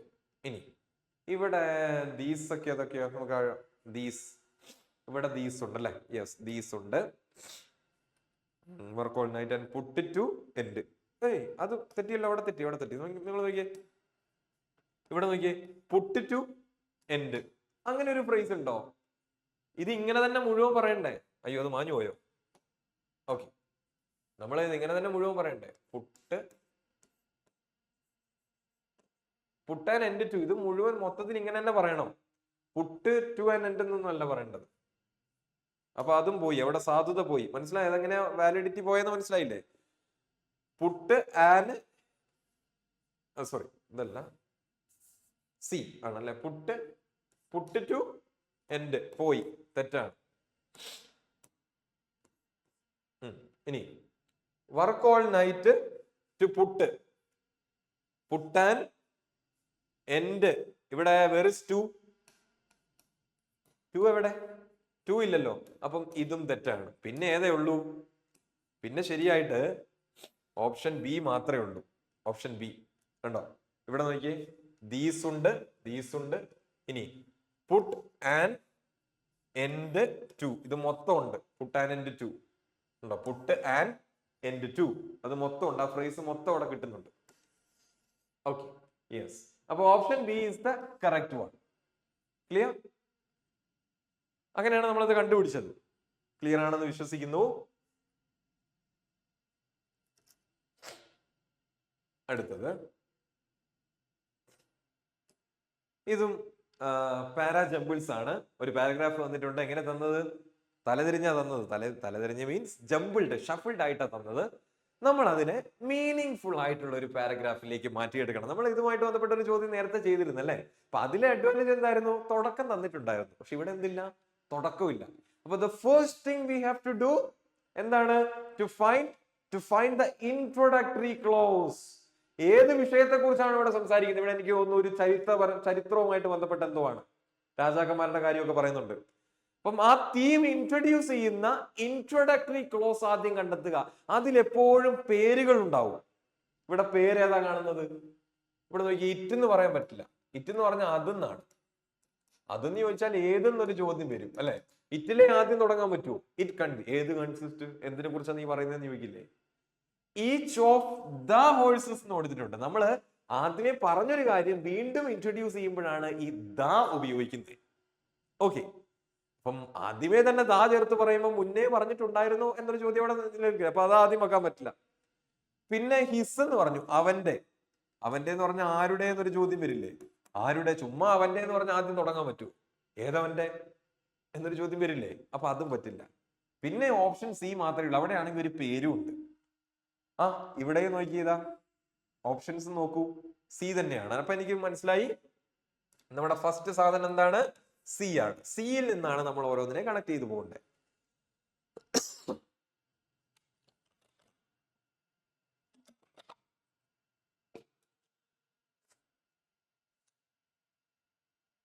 Shi Huangdi was the founder of Qin dynasty and was the first ruler of unified China in 221 BC. അപ്പൊ 221 BC-യില് ഷിങ് ഹുവാന്തി എന്ന് പറയുന്ന ഈ ക്വിൻ ഡൈനാസ്റ്റി മീൻസ് രാജവംശമാണ് കേട്ടോ. രാജവംശത്തിന്റെ ഫൗണ്ടറും അതേപോലെ തന്നെ യൂണിഫൈഡ് ചൈനയുടെ ആദ്യത്തെ റൂളറുമായിരുന്നു. ഇനി അദ്ദേഹത്തിന്റെ കാര്യം പറഞ്ഞു, അദ്ദേഹം റൂളർ ആണെന്ന് മനസ്സിലായി. ഇനി അദ്ദേഹത്തെ തന്നെ കണക്ട് ചെയ്യുമ്പോൾ ഇങ്ങോട്ടേക്കല്ലേ നമ്മൾ പോവുക. ഓൾറെഡി നമ്മൾ നെയിം ഇൻട്രൊഡ്യൂസ് ചെയ്ത് കഴിഞ്ഞു. We know who the person is. ഇനി അടുത്തത് അവന്റെ എന്ന് പറയുമ്പോൾ ഇവിടെ അണ്ടർസ്റ്റുഡ് അല്ലേ. അവന്റെ മൊസോളിയം. മൊസോളിയം മീൻസ് ശവകുടീരം. ശവകുടീരം. മൊസോളിയം മീൻസ് ശവകുടീരം. Was recent discovered in 1974. 1974 കണ്ടുപിടിക്കുന്നത്. ആരാ കണ്ടുപിടിച്ചെന്നറിയോ? Chinese peasants who were drilling a well. അതായത് പെസൻസ് മീൻസ് കർഷകർ എന്നാണ് കേട്ടോ. കർഷകർ, അതായത് ചൈനയിലെ കുറച്ച് കർഷകർ ഇങ്ങനെ കിണറെടുത്തുകൊണ്ടിരിക്കുകയായിരുന്നു. അപ്പോഴാണ് ഇദ്ദേഹത്തിന്റെ ശവകുടീരം, ഇത്രയും പ്രസിദ്ധനായിട്ടുള്ള ഒരു ഭരണാധികാരിയാണ്, അദ്ദേഹത്തിന്റെ ശവകുടീരം ഈ പറഞ്ഞ കർഷകർ 1924 കണ്ടുപിടിക്കുകയാണ്. ഇനി നമുക്കൊരു സാധനം കിട്ടി. എന്താണ്? ശവകുടീരം. ഇനി ശവകുടീരത്തെ സംബന്ധിക്കുന്ന കാര്യങ്ങളായിരിക്കും ഇവിടെ പറയുക. അപ്പൊ ഇത് നേരെ ആരുമായിട്ടാണ് കണക്ട് ആവേണ്ടത്? കൺസിസ്റ്റ് എയുമായിട്ടാണ് കണക്ട് ആവേണ്ടത് അല്ലേ. അപ്പൊ ഇവിടെ നമുക്ക് നോക്കാം. നമ്മൾ നേരെ സിയിൽ നിന്ന് നേരെ ഡിയിലേക്കാണ് ചാടിയത് കണ്ടോ. C D A. അപ്പം ഓപ്ഷൻ സി ഉറപ്പിച്ചോ? അതാണ് ശരി. നേരെ ഇങ്ങോട്ടേക്ക് പോയി. ഇനി ശവകുടീരം എന്ന് പറഞ്ഞ ഒരു കോൺസെപ്റ്റ് കിട്ടി. ആ ടേമുമായിട്ട് ബന്ധപ്പെട്ട ഇറ്റ്. അപ്പം ഇറ്റ് ആരെയെ സൂചിപ്പിക്കുന്നേ? ഈ പറഞ്ഞ മൊസോളിയത്തെ തന്നെയാണ് അല്ലെ. ഐ മീൻ ശവകുടീരത്തെ. It consist of a terracotta. Terracotta എന്ന് പറഞ്ഞാൽ ക്ലേ എന്ന് ചിന്തിക്കുക, കളിമണ്ണ്. Army of approximately 8,000 life sized. Life sized means original size. അവിടെ ആ മറ്റേ ശവകുടീരത്തിനകത്ത് എന്താ ഉണ്ടായെന്നറിയോ? 8,000-ഓളം ഒറിജിനൽ സൈസിൽ പണി കഴിക്കപ്പെട്ട മനുഷ്യന്മാരുടെയും കുതിരകളുടെയും പ്രതിമകൾ. എന്തിനാ പണി കഴിക്കപ്പെട്ടത്? കളിമണ്ണിൽ തീർത്ത പ്രതിമകൾ. 8,000 ലൈഫ് സൈസ് സാധനങ്ങൾ. ഇനി നമുക്ക് എന്ത് കിട്ടി? മെൻ ആൻഡ് ഹോഴ്സസ് കിട്ടി. ഓൾറെഡി ഇൻട്രൊഡ്യൂസ് ചെയ്തു. രണ്ടാമത് വീണ്ടും പറയുമ്പം each of the horses and men. അതായത് ആ നിർമ്മിക്കപ്പെട്ട കുതിരയുടെയും മനുഷ്യന്മാരുടെയും പ്രതിമകളിൽ ഓരോന്നും എങ്ങനെ സ്കൾപ്റ്റ് ചെയ്തിരിക്കുന്നത്? സ്കൾപ്റ്റ് ചെയ്യാന്ന് പറഞ്ഞാൽ ക്രിയേറ്റ് എന്നാണ്. ക്രിയേറ്റ് ചെയ്യുക. എങ്ങനെ ക്രിയേറ്റ് ചെയ്തിരിക്കുന്നത്? By a 3 inch thick terracotta clay and looks unique. Okay, അപ്പൊ ഒരു 3 ഇഞ്ച് തിക്നെസ് ഉള്ള ടെറാക്കോട്ട ഉപയോഗിച്ചിട്ടാണ് ഈ പറഞ്ഞ ഓരോ മനുഷ്യ പ്രതിമ അല്ലെങ്കിൽ ഓരോ കുതിര പ്രതിമയും നിർമ്മിച്ചിട്ടുള്ളത്. അപ്പം സമ്മറൈസ് ചെയ്യുമ്പോൾ എങ്ങനെയാണ്? നമ്മൾ ആദ്യം രാജാവിന്റെ പേര് പറഞ്ഞു, റൂളറിന്റെ പേര് പറഞ്ഞു, റൂളറിന്റെ കുറിച്ചുള്ള ഒരു കാര്യം അദ്ദേഹത്തിന്റെ ശവകുടീരം കണ്ടെത്തി എന്ന് പറഞ്ഞു. ഇനി അവസാനത്തെ 3-4 പോയിന്റുകൾ ഈ ശവകുടീരത്തെ സൂചിപ്പിച്ചതാണ്. ശവകുടീരത്തിൽ കുറെ പ്രതിമകൾ ഉണ്ടെന്ന് പറയുന്നു. അവസാനത്തെ സെന്റൻസ് ആ പ്രതിമകളെ കുറിച്ച് പറയുന്നതാണ്, എങ്ങനെയാണ് ആ പ്രതിമകൾ നിർമ്മിക്കപ്പെട്ടതെന്നുള്ളത്. ഓക്കെ, അപ്പൊ ഇത്രയും കാര്യങ്ങളാണ്. അപ്പൊ ഇതിനകത്ത് കറക്റ്റ് ലോജിക്കൽ ഓർഡർ എന്ന് പറഞ്ഞാൽ ഏതാണ്? CDAB. ഞാനത് എങ്ങനെയാണ് എത്തിയത് നിങ്ങൾക്ക് മനസ്സിലായോ? You should always look for connectors. അത് ചിലപ്പോൾ മീനിങ് വൈസ് കണക്ട് ചെയ്യുന്നതാകാം, അല്ലെങ്കിൽ എന്താണ് പറയാ ഗ്രമാറ്റിക്കലി കണക്ട് ചെയ്യുന്നതാകാം. ഓക്കെ, ഇപ്പം എനിക്ക് മനസ്സിലായി. ഇപ്പം ഈച്ച് ഓഫ് ദ അതൊന്നും ആദ്യം വരില്ല, അല്ലെങ്കിൽ ഇറ്റ് ആദ്യം വരില്ല, ഹിസ് ആദ്യം വരില്ല എന്ന് മനസ്സിലായി. കാരണം എനിക്കറിയാം ഇത് പ്രോനൗൺ ആണ്. പ്രോനൗൺ അവിടെ ഉപയോഗിക്കണമെങ്കിൽ അതിന്റെ തൊട്ടു മുമ്പ് ഏതെങ്കിലും ഒരു നാമത്തെ കുറിച്ച് നമ്മൾ പറഞ്ഞിരിക്കണം.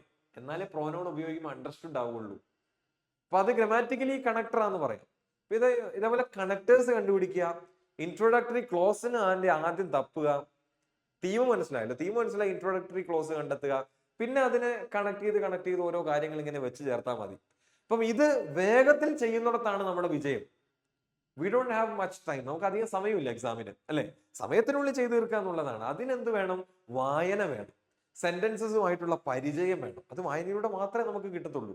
അപ്പം ആ ഒരു കാര്യം നിങ്ങൾ പ്രത്യേകം ഇംപ്രൂവ് ചെയ്യാൻ ശ്രദ്ധിക്കുക. ഇത് സമയം കൊടുത്താൽ എല്ലാവർക്കും ചെയ്യാൻ പറ്റും, എല്ലാവരും ചെയ്യുന്നേ, ബേസിക് സാധനമാണ്. പക്ഷേ എല്ലാവരെക്കാളിലും ഒരുപടി മുൻപേ, അല്ലെ ഒരു മുഴ മുൻപേ ചെയ്യുന്നിടത്താണ് നമ്മൾ വിജയിക്കുന്നതെന്ന് പറയാം. നമുക്ക് മറ്റു കാര്യങ്ങളിലേക്ക്, മറ്റു ചോദ്യങ്ങൾ ചെയ്യാൻ വേണ്ടി നമുക്ക് അതിന് സമയം കിട്ടും, അല്ലെ?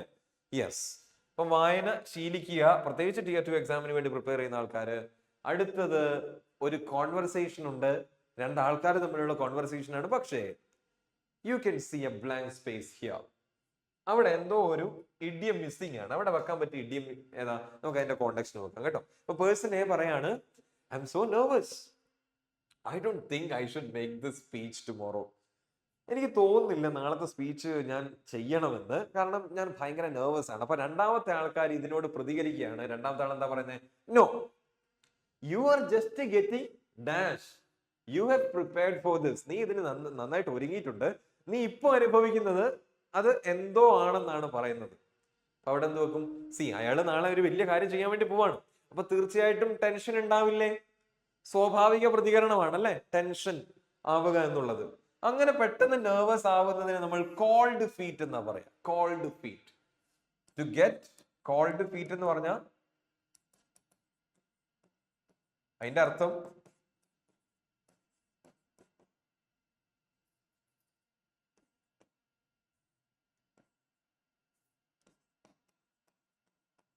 to get sudden anxiety എന്നാണ്. Before doing something. Before doing something. To get sudden anxiety before doing something. എന്തെങ്കിലും ഒരു കാര്യം ചെയ്യുന്നതിന് മുമ്പ് പെട്ടെന്ന് ആൻസൈറ്റി വരുന്നതിനെയാണ് എന്ത് പറയാം? കോൾഡ് ഫീറ്റ് എന്ന് പറയാം. അല്ല, പെട്ടെന്ന് നിങ്ങൾ ഒരു കാര്യത്തിന് നിങ്ങൾ വന്നടാ, നാളെ ഒരു സ്പീച്ച് പറഞ്ഞ, ഇപ്പൊ ഒരു സ്പീച്ച് പറഞ്ഞു, നിങ്ങൾ ആരെയും വിളിക്കുമ്പോൾ നിങ്ങൾ എന്ത് ചെയ്യും? അയ്യോ, മനസ്സിന്റെ ഉള്ളിൽ കൂടി എന്തോ ഒരു, അല്ലെ, നമ്മളതിനെ കൊള്ളിയാൻ പായുക എന്നാണ് മലയാളത്തിൽ പറയുക. എന്തോ ഒരു സാധനം പെട്ടെന്ന് ഒരു വൈബ്രേഷൻ കടന്നുപോയി, അല്ലെ? അപ്പൊ നിങ്ങൾ പതുക്കെ നിങ്ങളുടെ ശരീരം തണുക്കുന്നത് പോലെ തോന്നും, അല്ലെ? നമ്മളെന്ത് ഇങ്ങനെ ഉരച്ചുകൊണ്ടിരിക്കും, അല്ലെ? നമ്മുടെ ശരീരം നിങ്ങൾ തൊട്ട് നോക്കിയാൽ മതി. നമ്മളൊരു സ്പീച്ച് പറയാനൊക്കെ കേൾക്കുമ്പോൾ ചെറുപ്പത്തിലൊക്കെ, അല്ലെ, നിങ്ങൾ തണുത്ത് മരവിച്ച് ഇങ്ങനെ വിറച്ചുകൊണ്ടിരിക്കും. അപ്പം ആ ഒരു സെൻസേഷനെ കാണിക്കാൻ വേണ്ടിയിട്ടാണ് ഈ കോൾഡ് ഫീറ്റ് എന്ന്, അതിനെ സൂചിപ്പിക്കാനാണ് ഈ കോൾഡ് ഫീറ്റ് എന്ന് പറഞ്ഞ ഇഡിയം യൂസ് ചെയ്യുന്നത്. ഇതൊന്നും സ്റ്റാൻഡേർഡ് ഇഡിയംസ് അല്ല. കോൾഡ് ഹാൻഡ് എന്നോ കോൾഡ് ഫൂട്ട് എന്നോ, അതിന്റെ സിംഗുലർ ആണ്, സ്റ്റാൻഡേർഡ് ഫോം അല്ല. ഹോട്ട് ഫീറ്റ് എന്ന് പറയില്ല. The right answer is option D, cold feet. To get cold feet, that means to get nervousness before doing something or before venturing into something. Okay, അടുത്തത് accumulated എന്നൊരു വാക്ക് ഇവിടെ കാണാം. അതിന്റെ antonym, വിപരീത അർത്ഥമുള്ള പദം ഇതിനകത്ത് കണ്ടുപിടിക്കാനാണ്. അപ്പം അക്യുമുലേറ്റ് ചെയ്യാന്ന് പറഞ്ഞാൽ എന്താ? അക്യുമുലേറ്റ് ചെയ്യാന്ന് പറഞ്ഞാൽ ശേഖരിക്കുക എന്നാണ് കേട്ടോ. ശേഖരിക്കുക. അമാസ്, അസംബിൾ എന്നൊക്കെയാണ് ഇതിന്റെ ഒരു മീനിങ്. ഗ്യാദർ, കളക്ട്,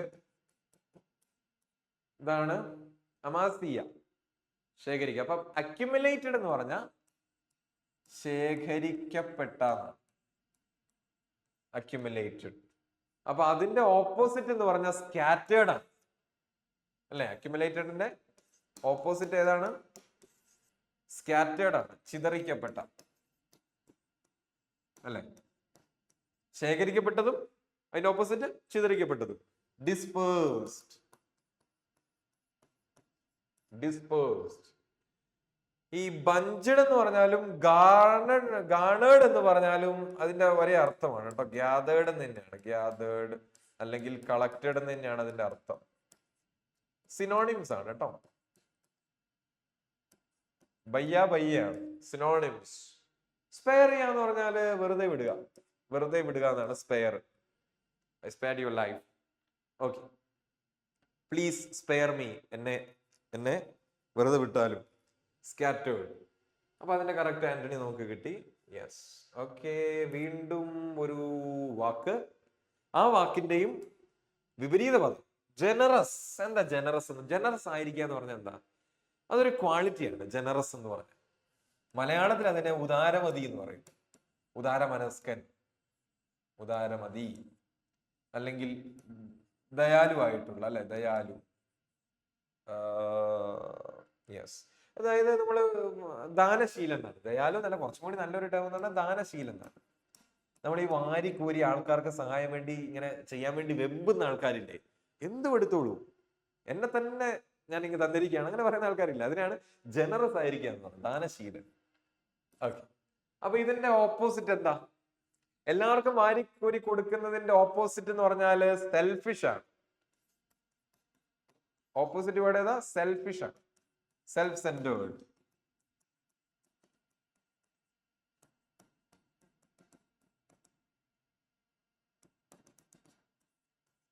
നാർസിസിസ്റ്റിക് എന്നും പറഞ്ഞു കേട്ടോ, നാർസിസിസ്റ്റിക്.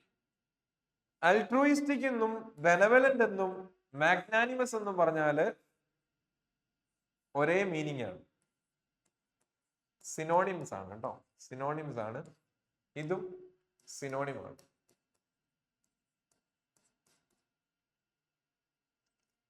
അൾട്രൂയിസ്റ്റിക് എന്ന് പറഞ്ഞാൽ സെൽഫ്ലെസ് കൺസേൺ ഫോർ അതേഴ്സ് എന്നാണ്. മറ്റുള്ളവരോടുള്ള അഗാധമായിട്ടുള്ള ഒരു പരിഗണനയും അവരെ സഹായിക്കണം എന്നുള്ള ഒരു മനസ്കതയാണ് അൾട്രൂയിസ്റ്റിക് എന്ന് പറയുന്നത്.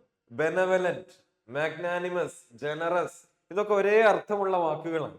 നമ്മള് മറ്റും ചില വാക്കുകളുണ്ട്. ഫിലാന്ത്രോപ്പിക് എന്ന് പറയും, ഫിലാന്ത്രോപ്പിക്.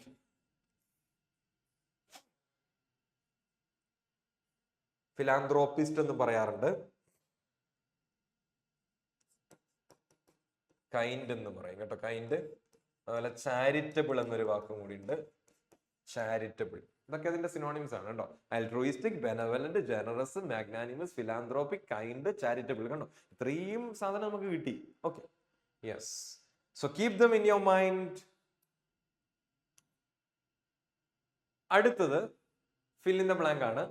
കറക്റ്റ് പ്രോനൗൺ കണ്ടുപിടിക്കാം. Mister Amit Kumar, proprietor. ആരാ? Proprietor of sailing pens. Proprietor means owner. Proprietor എന്ന് പറഞ്ഞ owner. Mister Amit Kumar is known for dash honesty and decent behaviour in the business arena. അപ്പം ബിസിനസ് കളത്തിൽ, ബിസിനസ് എന്ന ഒരു ബിസിനസ് അറീനയില് തന്റെ സത്യസന്ധതയും ഡീസന്റ് പെരുമാറ്റവും കൊണ്ട് എല്ലാവരാലും അറിയപ്പെടുന്ന ഒരു വ്യക്തിത്വമാണ് മിസ്റ്റർ അമിത് കുമാർ എന്ന് പറയുന്നത്. അദ്ദേഹം ആരാണ്? ഈ പറഞ്ഞ സൈലിംഗ് പെൻസിന്റെ പ്രൊപ്രൈറ്ററും കൂടിയാണ്. ഓക്കെ, മിസ്റ്റർ അമിത് കുമാർ എന്ന് പറയുന്നത് നമുക്കറിയാം ഒരു സിംഗുലർ മെയിൽ പേഴ്സൺ ആണ്. സിംഗുലർ മെയിൽ പേഴ്സൺ ആണ്, അല്ല നമുക്ക് സ്ത്രീകൾക്ക് ആർക്കെങ്കിലും ഏതെങ്കിലും സ്ത്രീക്ക് അമിത് കുമാർ എന്ന് പേരിടുവോ? ഇല്ല. അപ്പൊ അത് സിംഗുലർ മെയിൽ പേഴ്സൺ ആണ്. അപ്പം അദ്ദേഹത്തിന്റെ ഉടമസ്ഥത കാണിക്കുമ്പോ, അതായത് പൊസഷൻ കാണിക്കുമ്പോ നമ്മൾ ഏതാ ഉപയോഗിക്കുക? ദയ എന്ന് ഉപയോഗിക്കുമോ? ഇല്ല. ഒന്നിൽ കൂടുതൽ ആൾക്കാരുണ്ടോ? ഇല്ല. അപ്പൊ ദയ പറ്റില്ല. ഹെർ എന്ന് പറ്റുമോ? സ്ത്രീയാണോ ഹെർ എന്ന് പറയാൻ, അവളുടെ എന്ന് പറയാൻ? അല്ല. വസ്തുവാണോ ഇറ്റ് എന്ന് പറയാൻ? അല്ല. പിന്നെ ഏതേ ഉള്ളൂ? Option B, his.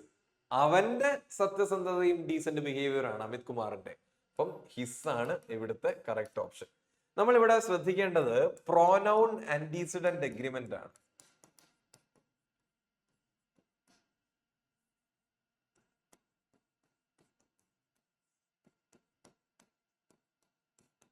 Pronoun antecedent agreement.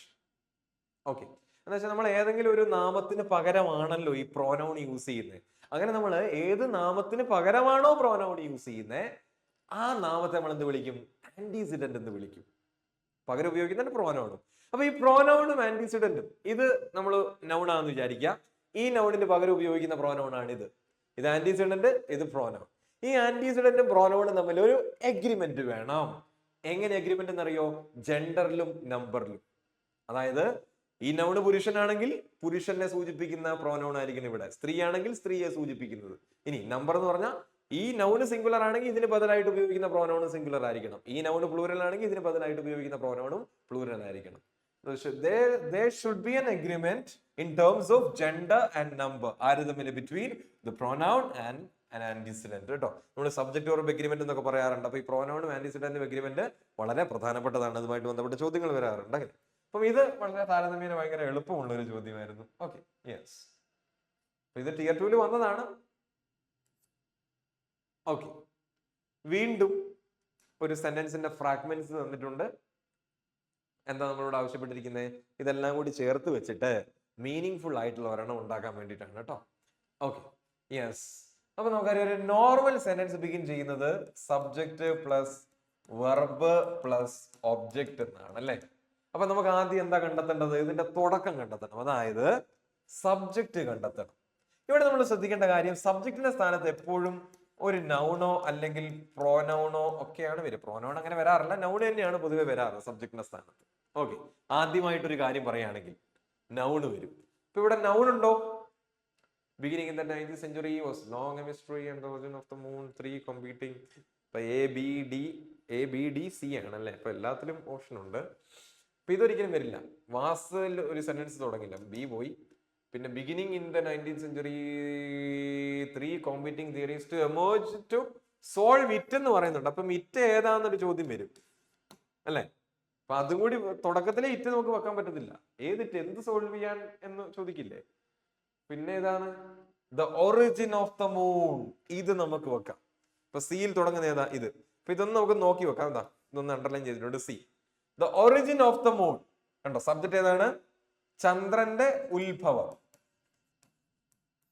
ചന്ദ്രന്റെ ഉത്ഭവം എന്തായിരുന്നാ പറയണ്ട? അടുത്ത ഉടനെ ലിങ്കിങ് വെർബ് വെക്കണം. Was long A mystery.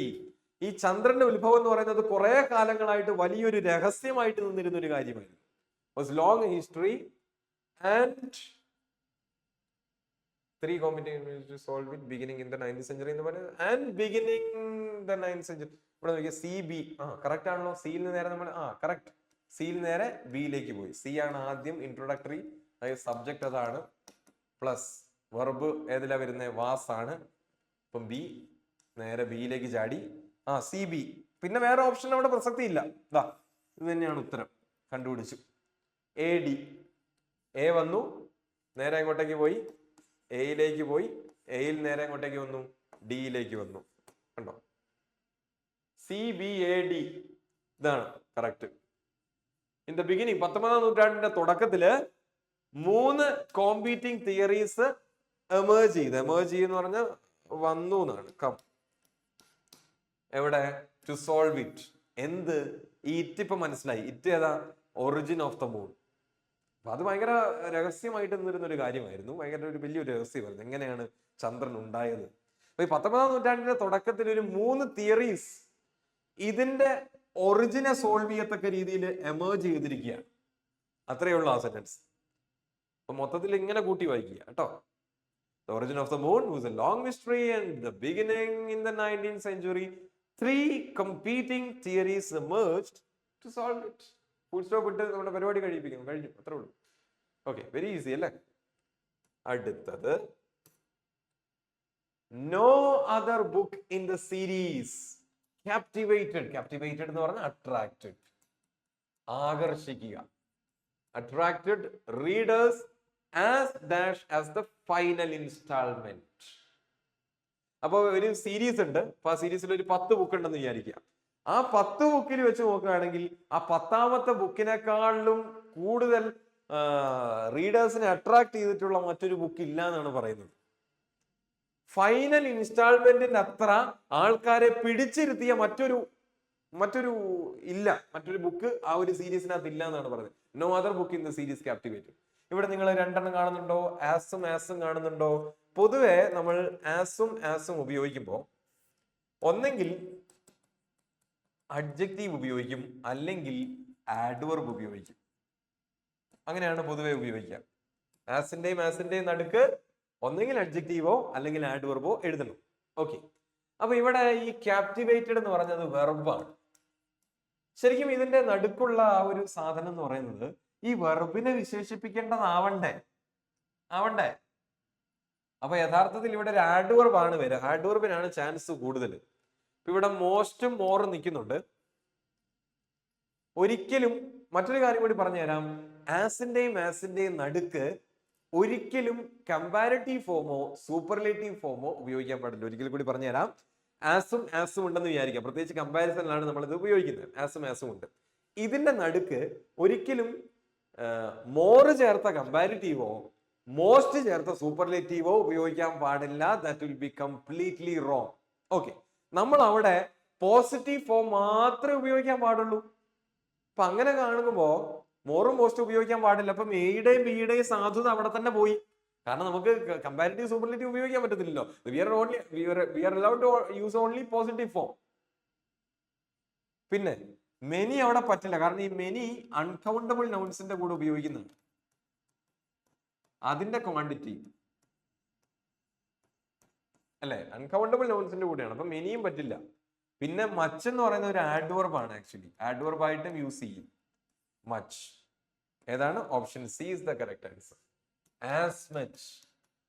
അപ്പൊ അതെങ്ങനെ ഉത്തരത്തിലേക്ക് എത്തിയെന്ന് മനസ്സിലായല്ലോ. മോസ്റ്റ് മോർ എന്തായാലും പോവില്ല, കാരണം ഇത് കമ്പാരിറ്റീവ് സൂപ്പർലേറ്റീവ് ആണ്. ഒരിക്കലും ഇതിന്റെ നടുവിൽ ഈ പറഞ്ഞ കമ്പാരിറ്റീവ് സൂപ്പർലേറ്റീവ് വരത്തില്ല. അപ്പൊ മോറും മോസ്റ്റ് അവിടെ പോയി.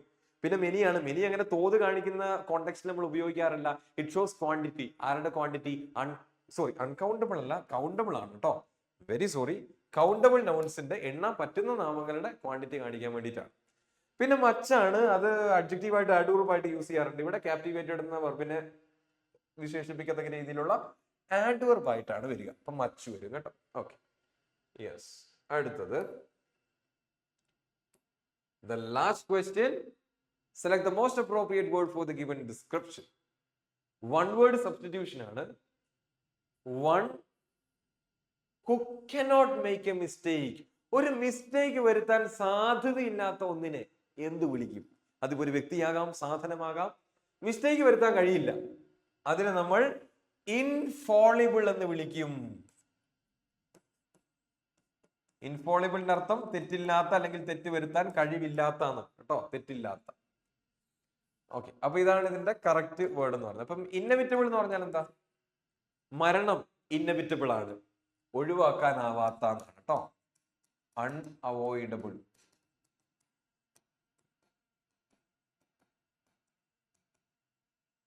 ഒഴിവാക്കാനാകാത്ത.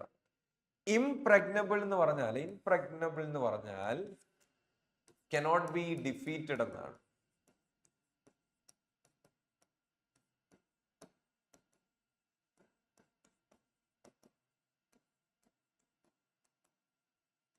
തോൽപ്പിക്കാൻ കഴിയാത്ത. ഇന്നിമിറ്റബിൾ എന്ന് പറഞ്ഞാൽ, ഇമിറ്റേറ്റ് ചെയ്യാന്ന് പറഞ്ഞാൽ എന്താ? അനുകരിക്കുക. ഇന്നിമിറ്റബിൾ എന്ന് പറഞ്ഞാൽ അനുകരിക്കാൻ പറ്റാത്തത്. അനുകരിക്കാൻ പറ്റാത്തത് എന്ന് പറഞ്ഞാൽ യഥാർത്ഥത്തിൽ അതിന്റെ അർത്ഥം യുണീക്ക് എന്ന് തന്നെ അല്ലടാ, അല്ലേ? യുണീക്ക് എന്നല്ലേ ഇന്നിമിറ്റബിൾ, അനുകരിക്കാൻ പറ്റാത്ത, unique. Okay, is everything clear? നമ്മൾ പറഞ്ഞ എല്ലാ ചോദ്യങ്ങളും ക്ലിയർ ആണെന്ന് വിശ്വസിക്കുന്നു.